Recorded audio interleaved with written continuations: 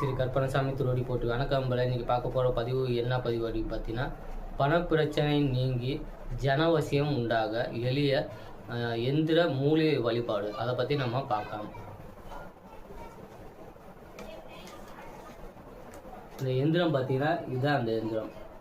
இந்த எந்திரத்துக்கு பார்த்தீங்கன்னா ஒரு செப்பு தகடு வாங்கி அதில் இந்த எந்திரம் வளைஞ்சு, அதுக்கப்புறம் பார்த்தீங்கன்னா உங்களுக்கு சாவநிவர்த்தி மந்திரம் சொல்லி பால் பன்னீர் பஞ்சகவியம் அபிஷேகம் பண்ணிவிட்டு, அதுக்கப்புறம் பார்த்தீங்கன்னா உங்களுக்கு இந்த எந்திரம் நீங்கள் எழுதுனதுக்கப்புறம் பார்த்தீங்கன்னா இது வந்து தாயத்தா போகிறா இருந்தால் 2க்கு 1 சைஸில் கட் பண்ணி அதில் நீங்கள் இந்த எந்திரம் வரைஞ்சி, அல்லது நீங்கள் வீட்டில் வந்து பூஜை செய்யணும் அப்படின்னு பார்த்தீங்கன்னா 6க்கு 6 சைஸில் ஒரு செப்பு தகடு வாங்கி அதில் இந்த எந்திரம் எழுதி, அதுக்கப்புறம் சாப நிவர்த்தி மந்திரம் சொல்லி, அதுக்கப்புறம் பார்த்தீங்கன்னா உங்களுக்கு மூலிகை இந்த எந்திரத்து மேலே வந்து விஷ்ணு கரந்த மூலிகை, அந்த மூலிகையும் நீங்கள் சாப நிவர்த்தி மந்திரம் சொல்லி பஞ்சகவியம் அபிஷேகம் பண்ணி, அதுக்கப்புறம் பார்த்தீங்கன்னா இந்த எந்திரத்து மேலே வச்சு நீங்கள் பூஜை செஞ்சு, அதாவது இந்த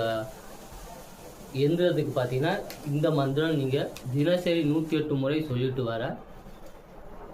என்ன மந்திரம் அப்படின்னு பார்த்தீங்கன்னா, மங் மங் சிங் சிங் சிம் சிம் ரீங் ரீங் நமக.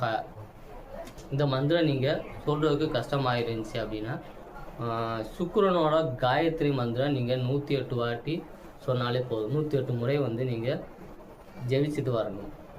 எத்தனை நாள் அப்படின்னு பார்த்தீங்கன்னா 11 நாள் அல்லது 48 நாள் அல்லது 21 நாள் நீங்கள் ஜெபிச்சுட்டு, இந்த எந்திரத்துக்கு பார்த்தீங்கன்னா மலர் என்ன மலர், அதாவது பூ என்ன பூ வைக்கலாம் அப்படின்னு பார்த்தீங்கன்னா மல்லிகைப்பூ வைக்கலாம், பிச்சி பூ வைக்கலாம். இந்த மாதிரி வாசனை உள்ள பூ வச்சுட்டு வணங்கிட்டு வந்தாலே போதும் உங்களுக்கு.